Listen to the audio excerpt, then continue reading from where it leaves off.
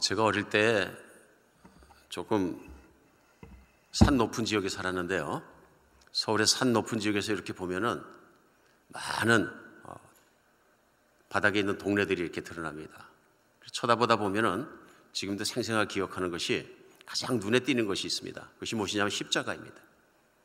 건물마다 옥상마다 또 건물의 꼭대기 첨탑의 끝마다 십자가를 세우고 특히 밤에 되면은 네온사인으로 빨갛게 불을 펴놨기 때문에 십자가의 밭 같다 하는 생각을 늘 했었더랬습니다. 그래서 저녁에 나가서 볼 때마다 참 십자가 많다 했던 생각을 했던 기억이 납니다. 근데 제가 커서 철이 들고 예수님을 만나고 십자가의 뜻을 알 때까지는 교회마다 왜 저렇게 십자가를 걸어놨을까 하는 것을 알지 못하고 계속 쳐다봤던 기억이 납니다. 그래서 십자가가 하나만 있어도 되고 교회가 하나만 있어도 왜 저렇게 많은가 하는 것에 대해서도 마음속으로 이해하지 못했던 기억이 납니다. 십자가는 교회의 상징입니다. 어딜 가나 교회는 십자가가 있고 십자가는 교회의 중심이고요. 지금도 유럽에 가면 오래된 교회 건물마다 밖에나 문을 열고 들어가도 그 중심에 있는 것은 십자가입니다. 십자가는 분명 우리 기독교의 상징이고 기독교의 심장인 것이 분명합니다. 상징이죠. 오늘은 특별히 예수님께서 이 땅에 오셔서 마지막 주간을 살아가시면서 고난을 받으신 그 고난을 기억하는 고난주간의 시작, 우리 정려주일입니다. 그래서 이번 주일은 우리 주님께서 마지막 주간에 예루살렘 성을 입성하시고 수많은 사람들이 성경의 기록대로 나와서 정려가지를 흔들며 우리를 구원하실 호산나 우리의 왕이 오신다고 환영했던 정려주일입니다. 수많은 사람들이 주님을 환영하고 자기들이 옷을 깔고 주님이 나귀 타고 내려오시는 왕을 환영했습니다.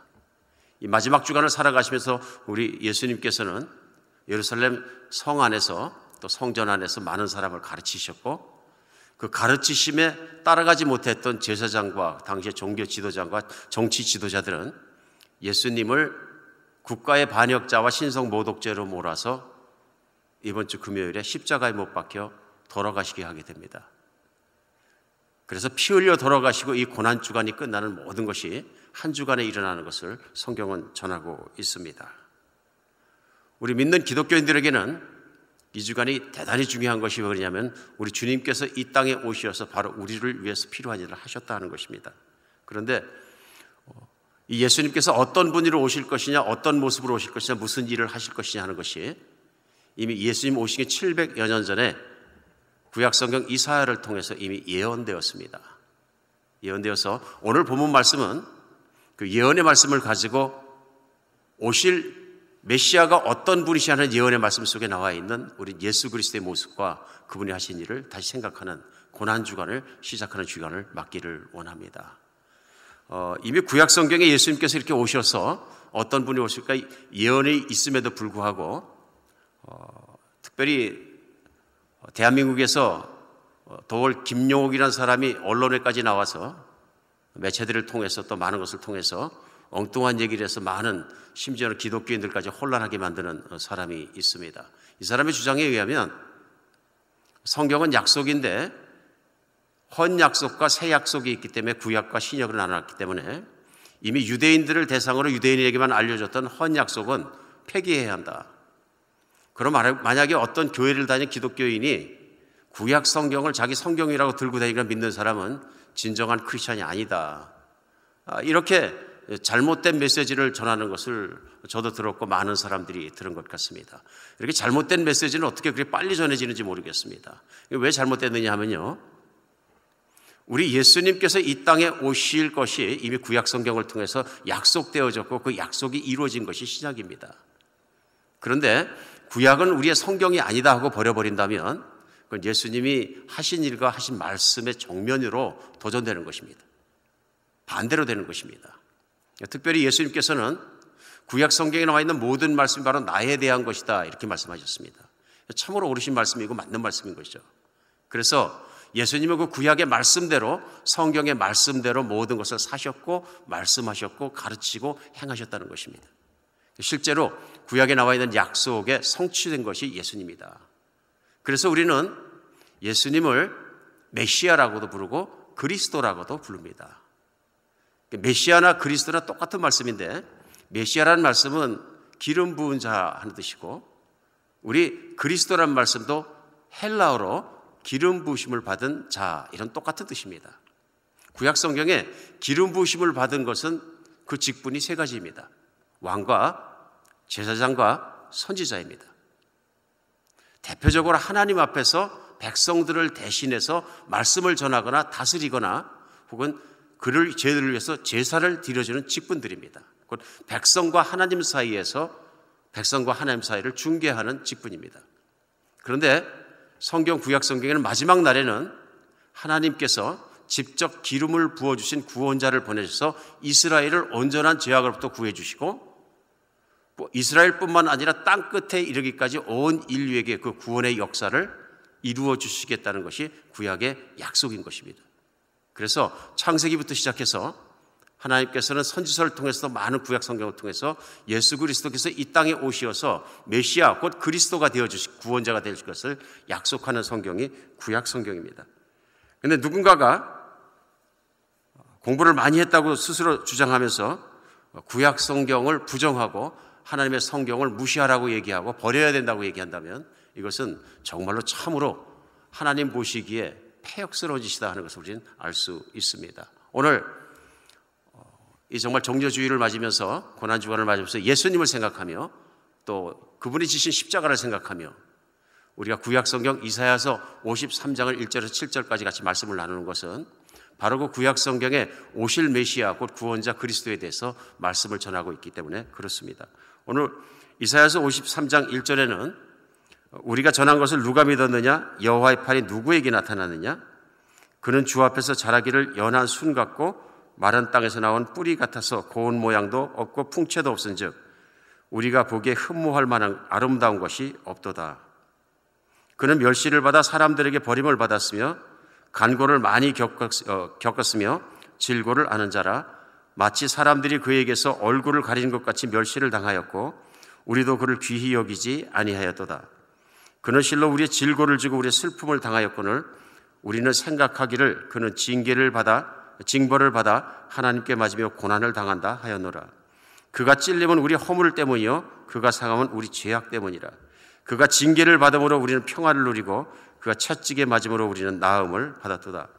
우리는 다 양 같아서 그릇 행하여 각기 제 길로 갔거늘 여호와께서는 우리의 모든 죄악을 그에게 담당시키셨도다. 그가 곤욕을 당하여 괴로움을 당할 때에도 그의 입을 열지 아니하였으며 마치 도수장으로 끌려가는 어린 양과 털 깎는 자 앞에 잠잠한 양같이 그의 입을 열지 아니하였도다. 오늘 오실 메시아에 대해서 전한 예수님 오시기 전에 700여 년 전에 이미 전한 말씀 속에는 메시아가 오시면, 그리스도가 오시면, 구원자가 오시면 그 믿는 사람이 없을 것이다 하는 것부터 시작을 합니다. 우리가 전하는 것을 누가 믿었느냐 하는 것부터 시작을 합니다. 그리고 여호와의 팔이 누구에서 나타났느냐 하는 말씀으로부터 1절이 시작하는 것을 볼 수 있습니다. 여기서 선지자들이 전한 것을 누가 믿었느냐, 곧 믿는 사람이 적다 하는 것을 말씀하시면서 여호와의 팔이 누구에게 나타났느냐 하면서 곧 여호와의 팔, 성경 안에서 좀 구약성에서 팔은 능력, 구원을 말합니다. 그래서 하나님의 구원이 누구에게서 나타나느냐 하면서 바로 메시아 곧 기름 부은 자 앞으로 오실 그 구원자에게서 나타날 것이다 하면서 오늘 2절부터는 그 메시아의 모습을 그대로 한 절 한 절 전하고 있습니다. 제일 먼저 2절에서는요. 그는 주 앞에서 자라나기를 연한 순 같고 마른 땅에서 나온 뿌리 같고 고운 모양도 없고 풍채도 없은즉 우리 보기에 흠모할 만한 아름다운 것이 없도다. 이 땅에 오실 메시아 구원자의 모습은 제일 먼저 천하게 여김을 받고 버려짐을 받은 같은 존재일 것이다 하고 말씀 나오고 있습니다. 많은 분들이 생각할 때, 또 그 당시에 생각할 때도 구원자는 정말로 제일 강한 왕의 모습으로, 정말 멋진 모습으로 수많은 천군 천사를 데리고 말을 타고 올 것으로 기대하고 있었습니다. 아니면 금병거를 타고 오거나 정말로 능력 있고 황홀한 모습으로 올 것으로 기대하고 있었습니다. 그러나 실제로 성경이 선포하는 구원자의 모습은 어떤 모습이냐면요. 하나님 앞에 자라나기를 연한 순 같고 마른 땅에 나온 뿌리 같다. 이 땅에서 오시어서 구원자가 자라실 때부터 시작해서 그 모습이 연약한 모습일 것이다 하는 것을 오늘 전하고 있는 것을 볼 수 있습니다. 고운 모양도 없고 풍채도 없고 우리 보기에 흠모할 만하고 아름다운 것도 없도다 하고 선포하는 것을 볼 수 있습니다. 2000년 전에 예수님이 이 땅 가운데 오실 때에 우리 많은 사람들이 알고 있고 우리 교인들이 다 믿으시는 것처럼 동정녀 마리아를 통해서 오셨습니다. 그런데 동정녀 마리아가 가난하여서 어디 숙소를 찾을 것도 없었고 급기야는 모든 사람들에게 버림받고 마구간에서 태어난 것을 성경은 기록하고 있습니다. 흠모할 만한 것이 없다. 가장 낮은 자리로 오셨다. 마구간지로 오신 예수님, 마구간지로 오신 것도 부족해서 그 후에 이스라엘에 살 만한 안전한 땅을 찾지 못하고 헤롯 왕이 죽이는 위협에 도망하여서 애굽까지 도망가서 살았던 것을 전하고 있습니다. 버려진 인생입니다. 그래서 예수님께서 다 돌아와서 사실 때에도 좋은 곳으로 살지 못하고 나사렛 동네에 가게 됩니다.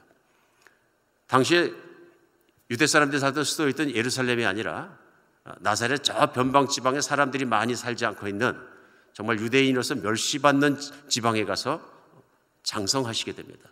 거기 잘하시게 되는 것이죠.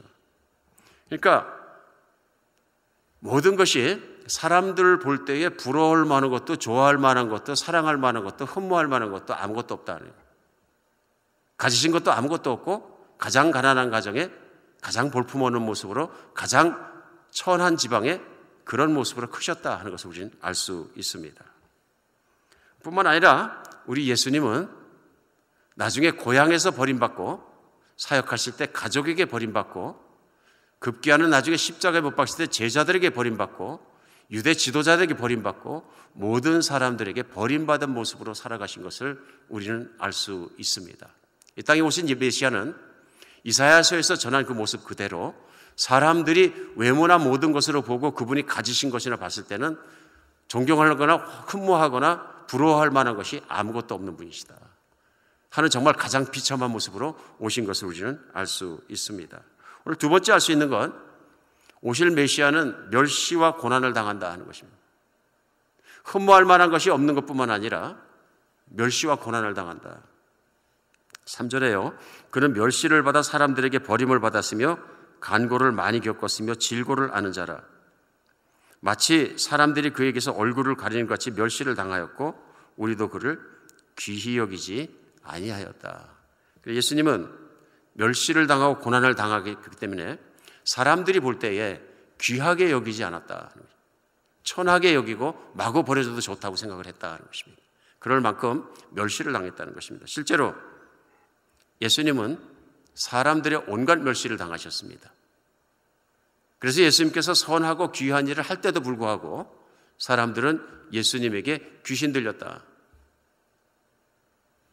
이단이다, 여러 가지 멸시하는 말들을 하면서 주님을 몰아붙였던 것을 알 수 있습니다. 특별히 당대의 기득권자들은 예수님을 끊임없이 비난했고 끊임없이 멸시했던 것을 알 수 있습니다. 심지어는 많은 사람들이 따르다가도 예수님께서 천국과 그 진리에 대해 선포하는 자리에서는 사람들이 예수님을 저주하고 떠나거나 예수님을 돌로 쳐 죽이려고 했을 때 예수님이 피해서 나간 것이 한두 번이 아닌 것을 우리는 알 수 있습니다. 급기야는 사람들이 정말 종려주일에 어마어마하게 환영을 했으면서도 한 주일이 지나기 전에 예수님을 전부 죽이라고 멸시하고 침뱉고 고문하고 때리고 십자가에 못 박혀 죽게 하기까지 예수님을 멸시한 것을 우리는 알 수 있습니다. 예수님은 그런 멸시를 당하셨습니다. 오늘 또 이사야서는 전하고 있는 것이 그 메시아가 오시면 결국은 희생양으로 죽임을 당할 것이다 하는 내용이 나오는 것을 볼 수 있습니다. 6절입니다. 우리가 다 양 같아서 그릇 행하여 각기 제 길로 갔거늘 여호와께서는 우리 모두의 죄악을 그에게 담당시키셨도다. 오늘 하나님께서 사람들의 모든 죄악을 바로 그 그리스도이신 예수님께 담당시키셨다는 것을 이미 이사야서를 통해서 선포하고 있는 것을 알 수 있습니다. 이 땅에 오신 메시아 그리스도 예수님은 바로 그런 죄악을 담당하셔서 희생의 양으로 제물로 바쳐질 분이라는 것이 나오는 것입니다.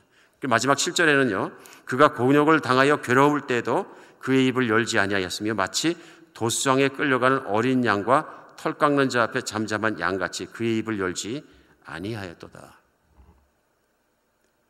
죄의 대가로 제물로 양이 바쳐지는 것처럼 예수님께서는 사람들의 죄를 모두 걸머매시고 희생의 양으로 제물로 죄인이 죽어야 될 그 자리에 그가 정말로 죽임을 당할 것이다 하는 것이 오늘 말씀 가운데 있는 것을 알 수 있습니다. 이 예언의 말씀대로 예수님께서는 이 고난주간의 마지막 날 금요일 날 예수님을 나라의 반역자로 신성모독죄로 모는 유대인 제사장과 리더들과 모든 사람들과 또 그들이 이용하는 로마 총독의 지시에 따라 로마 병사들에게 신문을 당하고 채찍을 맞고 침뱉음을 당하고 십자가를 메고 골고대 언덕에서 올라가셔서 결국 십자가에 못 박혀 돌아가시게 됩니다. 오늘 이 말씀이 그대로 이루어졌다 하는 것입니다. 구약에 말씀하신 그 말씀이 그대로 이루어졌다 하는 것입니다. 하나님께서 이 땅을 구원하실 때, 사람을 구원하실 때 군사를 보내시고 천사를 보내시고 능력으로 해서 구원하신 것이 아니라 구약 성경에 예언된 말씀대로 이렇게 참으로 질고를 당하고 고난을 당하고 멸시를 당하고 끝끝내는 마지막에는 희생의 어린 양과 같이 정말로 죄악의 결과, 죄악의 대가로 말미암아 희생양으로 드려지는 그런 죽음을 당할 것에 대한 예언의 말씀대로 예수님께서 십자가에 매달려 돌아가셨다 하는 것입니다. 오늘 본문에 각 구절마다 나와 있는 내용들이 있습니다. 왜 메시아 그리스도 구원자는 오셔서 이런 일을 당하셔야 되느냐? 흠모할 만한 것도 없고 멸시를 당하고 배반을 당하고 끝까지 정말 사람들의 저주를 받고 십자가에 매달려 돌아가시기까지 저주를 받아야 되는가 하는 내용이 오늘 본문 가운데 나옵니다. 그것은 바로 우리를 위해서 그렇게 하셨다. 오늘 4절에요. 그는 실로 우리의 질고를 주고 우리의 슬픔을 당하셨거늘 우리는 생각하기를 그는 징벌을 받아 하나님께 맞으며 고난을 당하였다 하였노라. 사람들은 얘기하기를 예수님이 자기 죄로 말미암아 벌을 받는다, 죽임을 당한다 생각했지만 사실은 우리의 질고 우리의 슬픔을 지고 가셨다. 뿐만 아니라 5절에서는요. 그가 찔림은 우리의 허물 때문이요 그가 상함은 우리의 죄악 때문이라. 그가 징계를 받음으로 우리가 평화를 누리고 그 채찍을 맞으면 우리가 나음을 입었다 얘기합니다. 예수님께서 메시아가 그렇게 고난을 당하시고 멸시를 당하시고 십자가에 죽으실 수밖에 없던 것은 우리의 허물과 우리의 죄악 때문이라. 그분이 우리 대신 징계를 당하심으로 우리가 평화를 누리고 그분이 채찍에 맞으심으로 우리가 나음을 얻었다 얘기합니다. 6절에는 우리는 다 양 같아서 그릇 제 길로 갔거늘 여호와께서 우리의 모든 죄악을 그에게 담당시키셨도다. 결국 메시아 그리스도께서 이 땅에 오셔서 고난을 당하시고 십자가에 죽으시고 멸시를 당하시고 버림당하시는 가장 큰 이유는 우리의 죄악을 하나님께서 예수님께 그리스도에게 담당시키셨다 하고 말씀하십니다. 이것이 예수님이 이 땅에 오셔서 고난당하시기 700여 년 전에 이미 선포되어 있는 이사야의 말씀이다 하는 것입니다. 바로 예수님이 오신 것은 갑자기 우연히 오신 것이 아니라 이 세상의 죄악이 정말로 충만해졌을 때 하나님께서 예수님을 가장 중요한 시기에 보내셔서 2000년 전에 이 일을 이루셨다 하는 것을 우리는 알 수 있습니다. 오늘 6절에 우리는 다 양 같아서 그릇 행하여 각기 제 길로 갔거늘. 오늘은 저희가 이 말씀을 생각해야 된다고 저는 생각이 됩니다. 예수님이 고난당하시고 멸시당하시고 십자가에 못 박히시고 목숨을 잃고 피 흘리기까지 죽은 가장 큰 이유는 우리 때문이다. 특별히 우리가 어떤 사람이냐 하는 것을 한 줄에 정리하고 있습니다. 다 양 같다 이렇게 얘기하십니다. 양 같다. 양 같기 때문에 그 결과가 뭐냐면 그릇 행한다, 잘못 행한다. 그래서 결과가 뭐냐면 인생을 각기 제갈 길로 갔다 하고 표현하고 있습니다. 양은 원래 눈이 나쁜 동물이라 그럽니다. 두 번째, 양은 머리가 나쁘다 그럽니다. 동물 중에도 아마 머리가 좀 더 낮고 나쁘고 한 동물이 있는 모양인데요. 그래서 양의 대표적인 특성이 뭐냐 하면은 멀리 보지 못하고 깨닫지 못하고 환경을 파악하지 못하는 것입니다. 그런데 그렇기 때문에 고집스럽다. 그래, 만약에 목자가 보살펴 주지 않으면 양은 일이나 늑대나 자기를 잡아먹을 포유류들이 기다리는 것이 있을지라도 그것을 분별해서 도망가는 것이 아니라 자기가 바로 앞에 있는 풀만 보면서 꾸역꾸역 가는 것이 양이다. 그래서 양을 키워본 목동들이라면 다 아는 것이 양이 어리석다 하는 것을 안다는 것입니다. 그러나 고집스럽다. 앞에 먹을 것이 있으면 그것만 따라간다 하는 것입니다. 당장 늑대가 와서 물어 죽이는 것도 깨닫지 못한다. 그러니.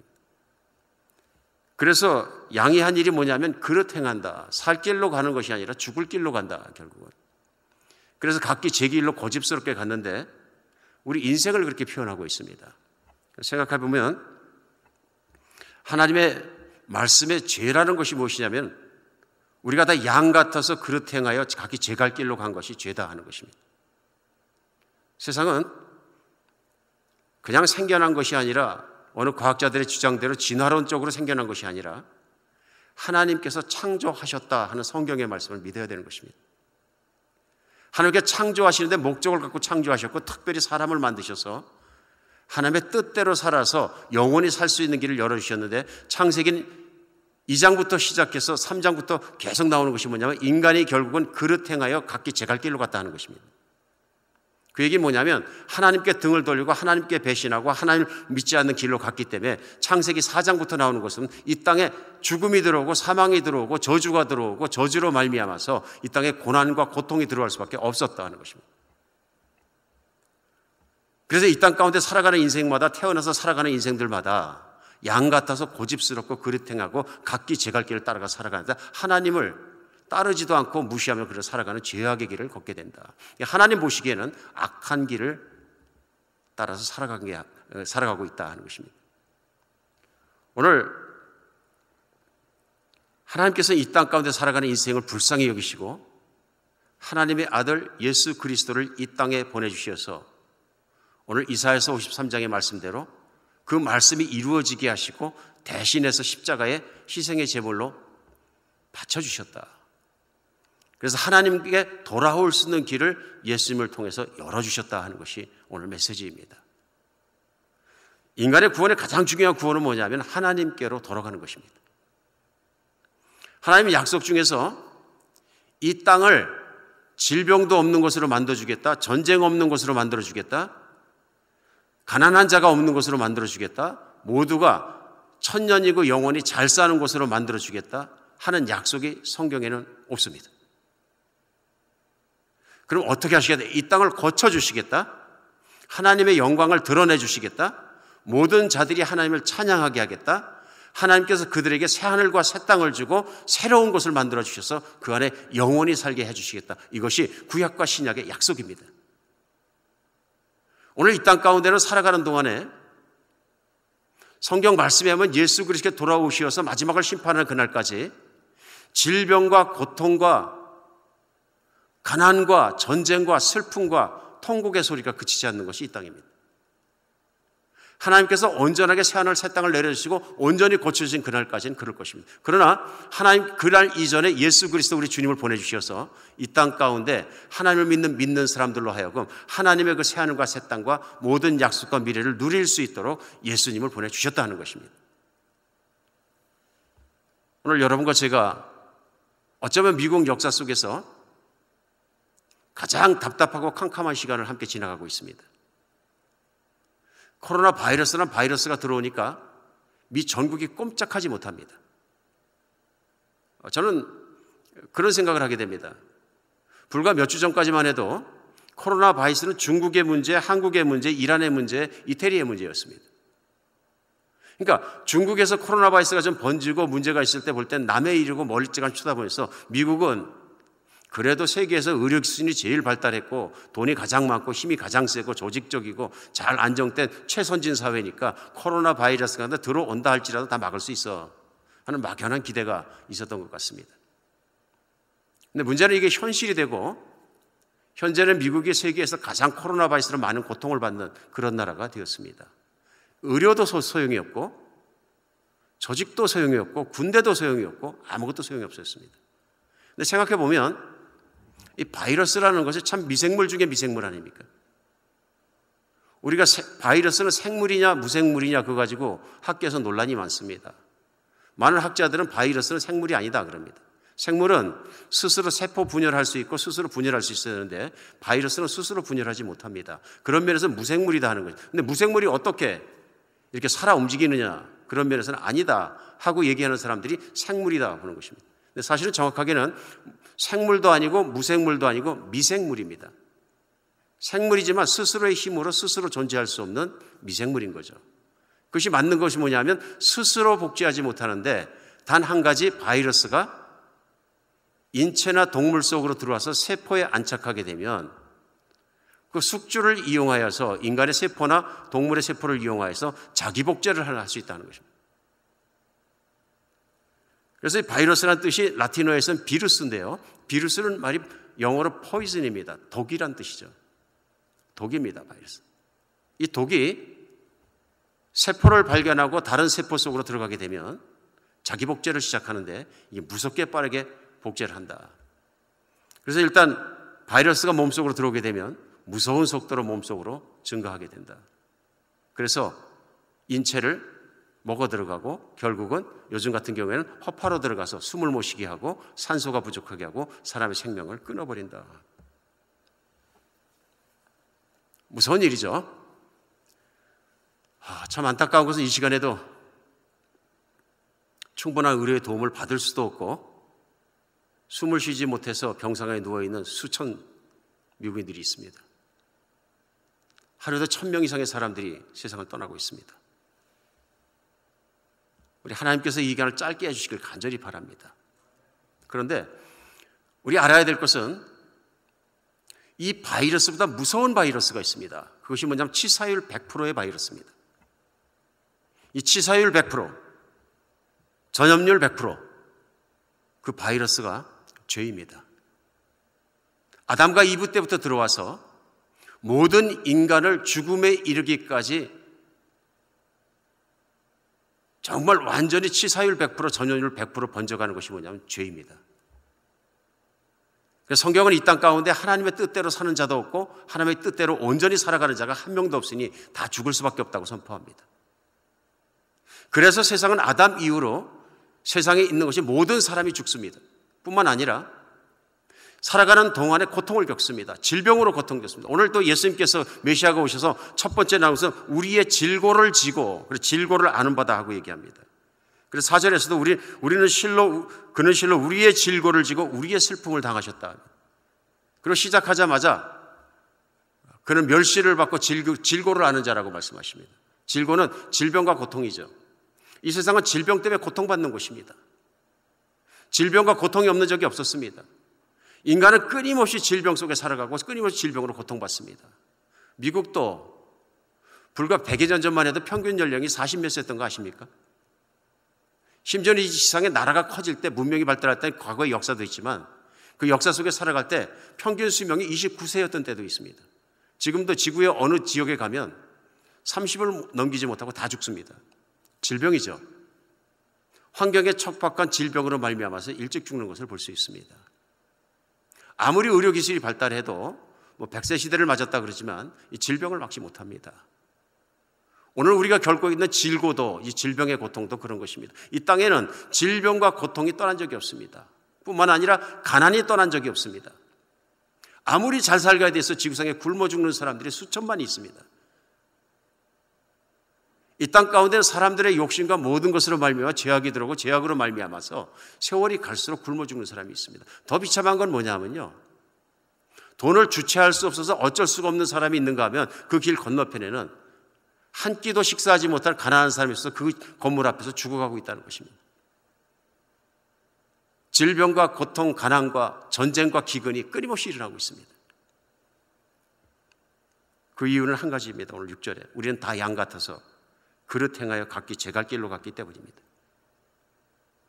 이대로 가면 모두가 죽음이고 모두가 영원한 심판이고 모두가 살아날 길이 없는 것을 우리 살아가고 있을 때 하나님의 은혜는 2000년 전에 예수님을 보내주셔서 그 그리스도께서 우리의 죄악을 지고 우리를 대신해 멸시를 당하시고 우리의 질고를 당하시고 우리를 대신해서 버림을 당하시고 우리가 당해야 될 그 모든 것을 다 짊어지시고 그 죄악의 결과로 말미암아 십자가에서 피 흘리고 돌아가셔서 희생의 양이 되어 주셨다는 것입니다. 예수님이 우리 희망입니다. 예수님이 우리 희망입니다. 바이러스를 막을 수 있는 백신과 치료약을 발견하지 못하면 결국은 지구의 모든 사람이 고통당하게 됩니다. 죄는 전염률 100%, 치사율 100%입니다. 죄로 말미암아 죽을 수밖에 없고 하나님 앞에 의롭지 못한 인생을 살려주시는 것은 예수님밖에 없다는 것입니다. 이미 하나님께서 구약 성경을 통해서 그러한 구원을 약속하셨고 이 정말 종려주일부터 시작하는 고난주간은 예수님이 이 땅에 오셔서 우리를 대신해서 십자가에 피 흘려 죽으시고 고난을 받아주셨다는 것을 깨닫게 하고 기억하게 하고 받아들이게 하는 주간입니다. 하나님은 참으로 그 아들 예수 그리스도를 이 땅에 보내주셔서 희망이 없는 세상, 고통 속에 있는 세상 속에서 희망의 길을 뚫어 주셨습니다. 그것은 하나님께로 돌아가는 것입니다. 하나님만이 이 모든 것으로부터 자유케 하실 수 있습니다. 우리가 지은 죄로부터, 우리가 살아가는 환경으로부터, 우리가 정말 죽어야 되는 죽음의 올무로부터 우리를 벗겨주실 수 있습니다. 오늘 예수님을 만나는 이 현장 속에 우리가 함께 들어갔으면 좋겠습니다. 우리 미국과 모든 것이 질병을 겪으면서 특별히 전염병이 번지는 이 위기의 시기를 지나가면서 제 마음속에 간절히 원해지는 것이 있습니다. 우리는 우리의 아픔을 들고 우리의 질병의 고통을 들고 우리 두려움을 들고 예수님 앞으로 나가야 합니다. 십자가 앞으로 나가서 주님 앞에 무릎 꿇어야 합니다. 우리는 이런 젊은 질병들을 말미암아 하나님 앞에 무릎 꿇어야 되는 시간입니다. 미국이 무릎 꿇고 돌아가야 할 시간입니다. 미국의 전염병이 번지지 않을 때 이건 내 일이 아니야 하고서는 쳐다봤던 것처럼 방관하는 경우도 많습니다. 병원에서 하룻밤에 수천 명이 죽어갈지라도 나는 괜찮아 하고 생각할 때도 많이 있는 것 같습니다. 아닙니다. 우리 모두는 전염병의 위험에 있는 것처럼 우리 모두는 또한 그렇게 죄악에 물든 사람들이었어요. 우리는 하나님께 나가야 합니다. 이 시기는 미국 국가의 대통령으로도 시작해서 모든 국민이 예수 그리스도를 바라보고 십자가를 바라보고 하나님께 나가야 되는 시간이라고 믿습니다. 겸손한 마음이 되어 죄인의 심정이 되어 부끄러운 모습이 되어서 오늘도 하나님 앞에 나가야 되는 시간이라고 믿습니다. 우리가 겸손하게 하나님께 나갈 때 하나님께서 우리를 고쳐주시고 바꿔주실 줄 믿습니다. 인도에서 선교하시는 한 선교사님이 전하신 말씀이 오늘 제가 이렇게 나눈 말씀처럼 구약에서 약속된 메시아와 그 메시아가 2000년 전에 오신 것과 그 메시아를 사람들이 성경에 예언한 대로 십자가에 못 박혀 죽인 것에 대해서 또 하나님께서는 십자가에 피 흘리고 못 박히신 예수님을 통해서 예수님을 믿는 사람마다 구원해 주신다는 메시지를 전했을 때 그 말을 듣던 한 사람이 선교사님 앞에서 사람들인데 소리를 지르답니다. 예수님이 죽었다는 그 자리는 그분이 죽을 것이 아니라 내가 죽어야 될 자리입니다. 우리가 죽어야 될 자리입니다. 우리의 허물로 말미암아 우리의 죄악으로 말미암아 우리의 정말 연약함으로 말미암아 그분이 그렇게 십자가에 못 사실은 우리가 죽어야 될 자리입니다. 소리를 지르더랍니다. 십자가를 아무리 잘 알아도 제가 어릴 때 그랬던 십자가를 아무리 많이 봤어도 아무리 교회를 들락거렸어도 하나님께서 그 아들 예수님을 땅에 보셔서 무슨 일을 하셨는가를 십자가를 바라보면서 철저하게 느끼며 내 자신의 죄악을 깨닫고 주님 앞에 내 죄로 말미암아 우리의 죄악을 담당하신 예수한테 무릎 꿇고 그것을 받아들이고 주님을 구원자로 받아들이지 않고 그분을 따르지 않는다면 예수님과 십자가는 아무 의미가 없는 것입니다. 오늘 우리가 참으로 예수님께 돌아가는 시간이 됐으면 좋겠습니다. 또 예수님을 진심으로 받아들이지 못했던 분들에게는 예수님과 그 예수님의 십자가를 바라보며 그 아들을 십자가에 못 박으신 하나님 아버지를 바라보며 내 죄를 생각하며 주님 앞에 무릎 꿇고 우리 예수님을 나를 구원하시기 위해 돌아가신 나의 구원자로 받아들일 수 있는 깊이 받아들일 수 있는 그런 날이 되었으면 좋겠습니다. 오늘도 수천의 사람들이 마지막 호흡을 내뱉고 세상을 떠날 것입니다. 중요한 것은 언제 떠나는 것이 아니고 언제 구원자께서 영원한 생명을 주시고 그 구원자를 받아들이냐 하는 것입니다. 오늘 주님의 은혜가 모든 분에게 십자가를 통해서 그분의 죽음을 통해서, 희생을 통해서 임하시기를 간절히 원합니다. 기도하겠습니다.